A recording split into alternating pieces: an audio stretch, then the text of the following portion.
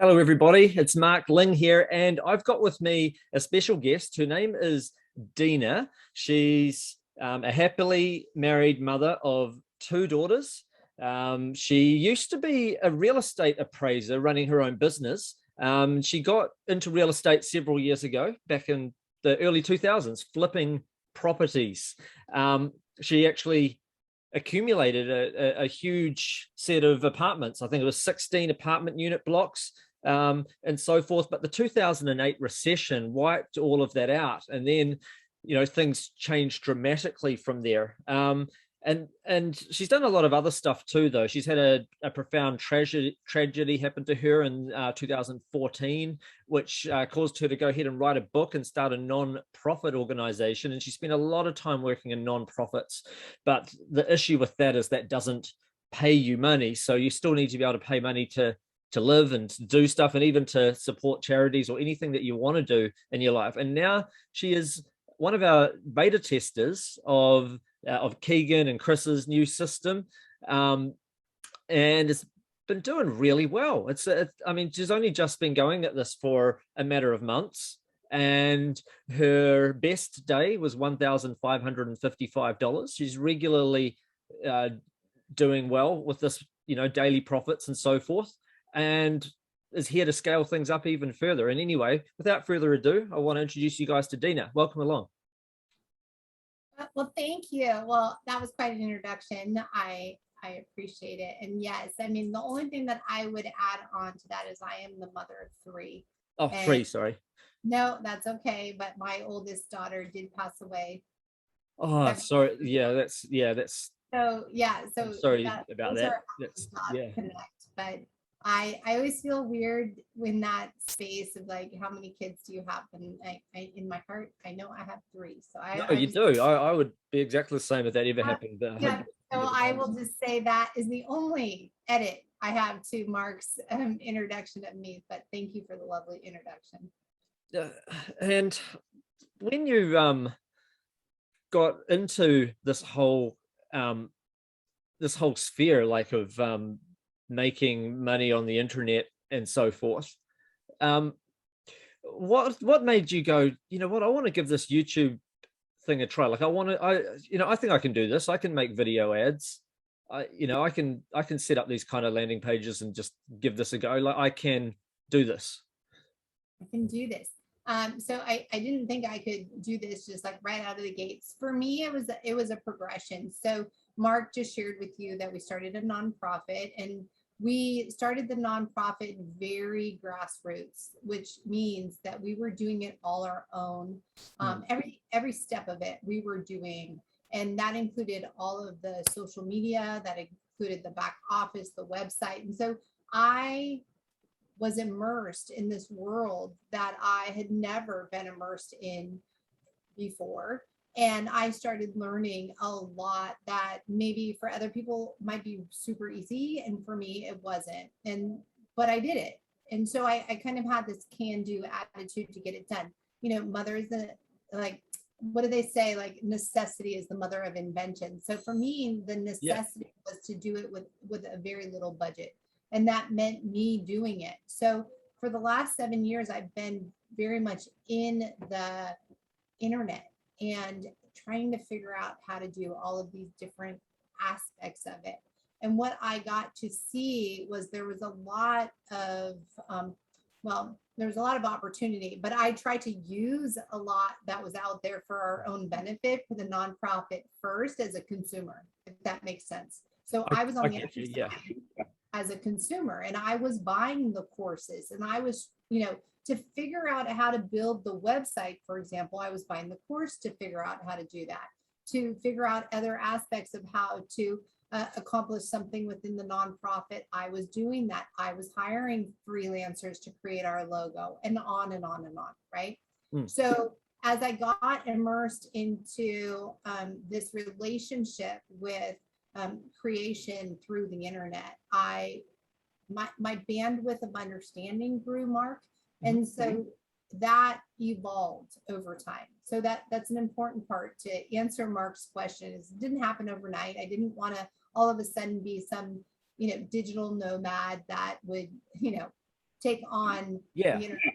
So as that grew and progressed, I learned that making an income online was possible. And for me, that was really important because I am not making an income through our nonprofit, which is very, very important to me to have it be sustainable and have it thrive and serve its mission, and do it in a way that I can be at the front and the forefront of it, driving it, but be comfortable in my world and my budget and in my family. So I hope that answered your question. Yeah. So basically, though, the average person coming into this, the average person is not going to, I guess, be able to say, okay, that's easy for you. You've spent 7 years then learning how to build a website. So therefore, this is going to, some people will say that's too hard then for me to go ahead and do this because I don't want to spend 7 years before I start doing this. So what would you say to that? Like if you were to have discovered this kind of training then now and you didn't have those 7 years, would you say that that would have put you at a massive disadvantage? No. So for me, I want to clarify. So it wasn't 7 years that I had to learn a website, but through the duration of 7 years, there was chunks like chapters in a book. And each chapter brought about new opportunity to learn because I needed to and wanted to accomplish a new task.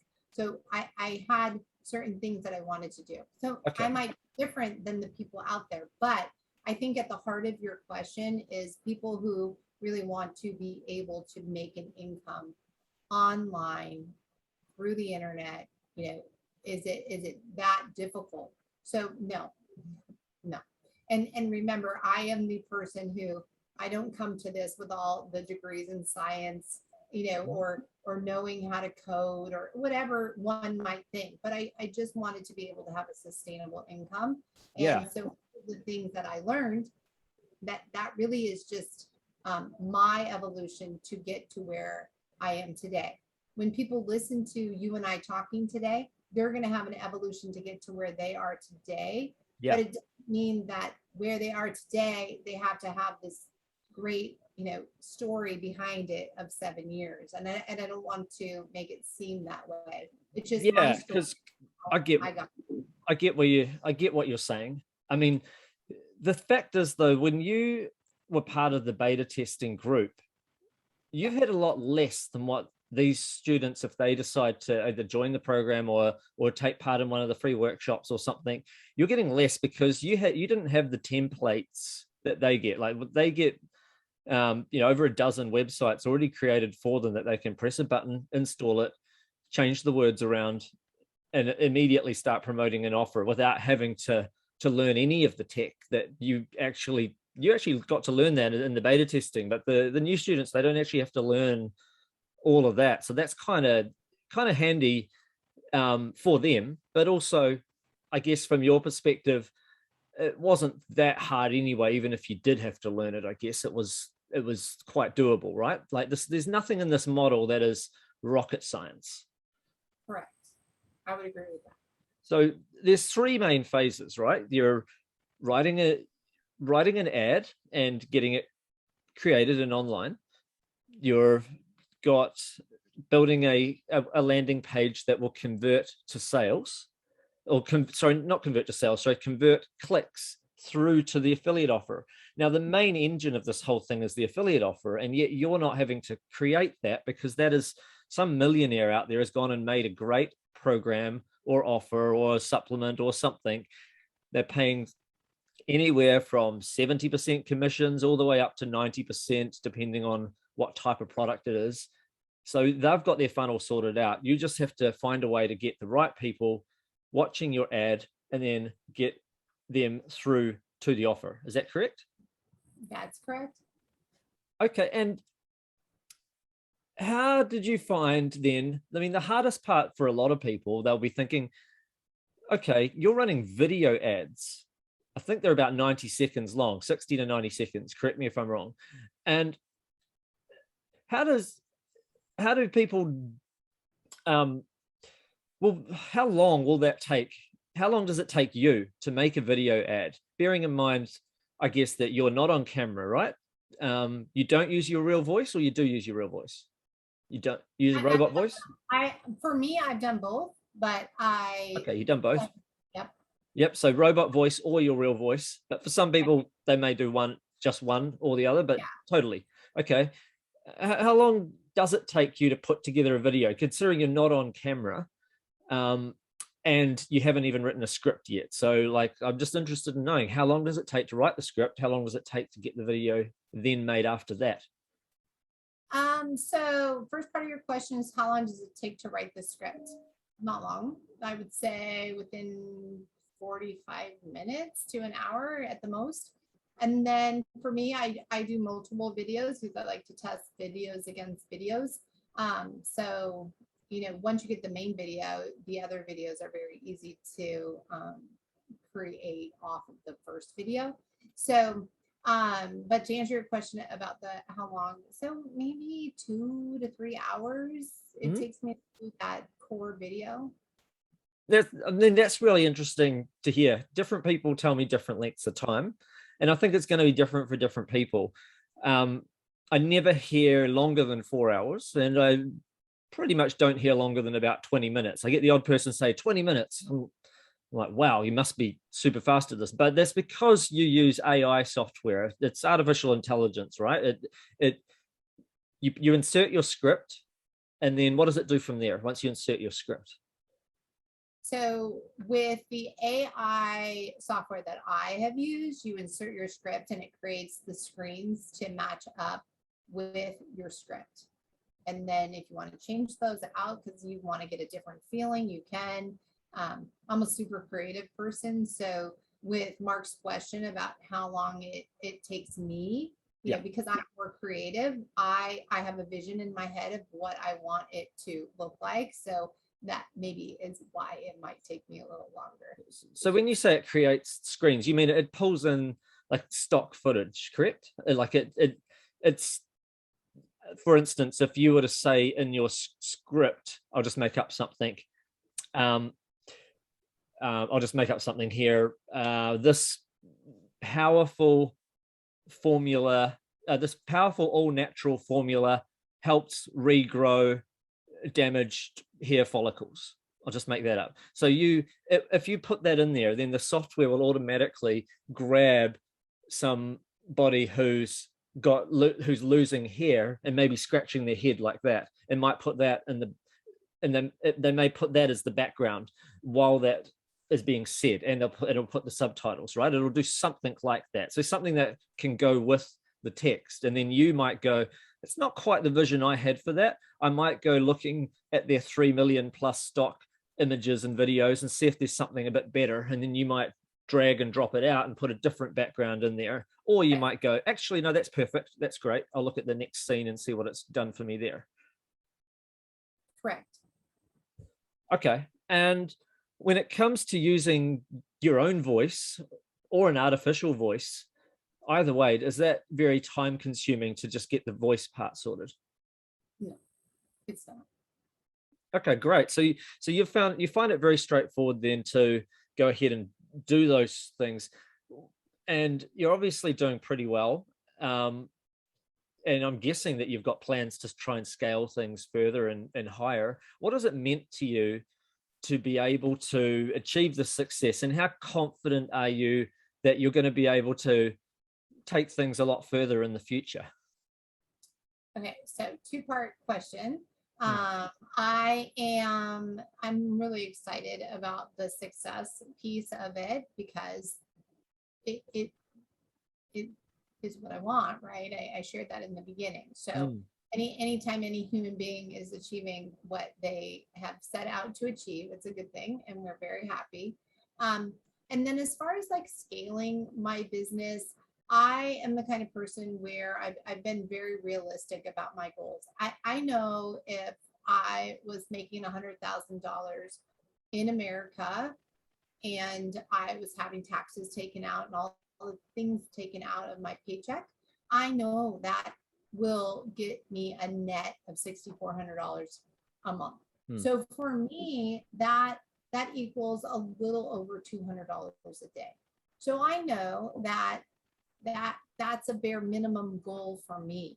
I know I might be talking to somebody who wants to scale it to the moon, and that's great, but I wanted to keep it very tangible for me. And then anything that I can grow beyond that is a plus. So again, this is very specific goals that I have, and I knew what I needed to bring in to achieve my goal. And so absolutely super possible to achieve what my goal is. Cool. And obviously you must be well ahead of that goal by now, I guess, if you're at your 1500 is your best day and stuff like that. And I guess you're now, what we see with, well, what I've seen with a lot of people, some people are like, some people are sitting there trying to maintain it, and other people are sitting there going, wait a minute, that glass ceiling never existed in the first place. It's a mental block. I can aim as high as I feel like, or and do, there's no actual ceiling. It's just we feel these ceilings, I guess, from having grown up earning a weekly wage. Those, they do have a ceiling as to how far your pay rises can go. We've been taught by people that are on weekly wages, like teachers and stuff, who do have a ceiling. So their mindset's always, not that they're always talking about money, but their mindset is always in that sort of a ceiling type limit on everything in life. And it's really interesting just seeing somebody at that point. I know where you're at because I've seen people skyrocket past this now. You've actually gone past what might have been a ceiling for you, and now should probably be the floor. Really, you're doing incredible. You have a really good point, Mark. I mean, I think those who we're sharing this, my personal story with it, it's all belief, right? So you get to one milestone, and you're like, wow, I just achieved that. That's pretty amazing. That's pretty cool. And then you get to the next milestone, you're like, wow, I just achieved that. And you're like, oh, okay. And then before you know it, you're like, okay, now I've just profited $1,000 in one day. You're like, oh, okay, now I know that's possible. So I think a lot of times until we know or have experienced it personally, it's hard to believe. And I get that. But yeah, I see what you're saying, and I've lived what you're saying. And I think the glass ceiling is, yes, definitely, it's an illusion. It doesn't exist. And to be open to possibility is really where you want to be. And it's all a mindset. What does your husband think of it all? Like, he must be pretty proud of you and everything you've done so far. Yeah. Well, probably don't have so long to talk about that, but it's a pretty cool story. And he's just super supportive, and he knows, I'm competitive by nature. So I think there's a lot of trust in the fact that he knows the kind of person I am. He knows in our relationship, I'm not one to give up easily. And so it's like, if this girl says she's going to do it, she's going to do it. And I would say that is the most beautiful part of our relationship, is that at the core, it's trust. And so he's very supportive. Oh, that's fantastic. Well, I'm really, really impressed with everything that you've done so far, and I bet you've been very inspiring to everyone listening. Have you got any final words, I guess, for anybody that might be considering either one, joining a workshop with Keegan and discovering more about this, or two, maybe they're already on the fence about joining before the doors close? I do. And I want to speak to those people who are doubting directly. And I'm a firm believer in that, we all need mentors and coaches in our lives. If you look at anybody successful in any sport or arena out there in the world, they all will harness the power of a mentor or coach. And I've invested thousands of dollars in myself, and I can tell you it's worth every penny, not only for what it's rendered financially, but what the outcome is mentally.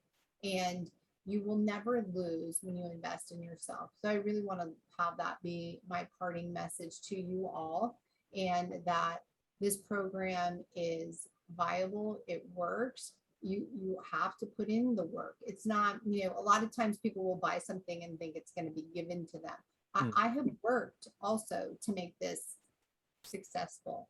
However, the backbone of it all is there for us. And so that's all I wanted to say. Awesome. Thank you. You've been absolutely awesome. Thanks so much for being Thank open you. and sharing with everything. Greatly appreciate your time. And for everyone listening, take action with what you learn, and we'll see you next time. Bye for now, everybody.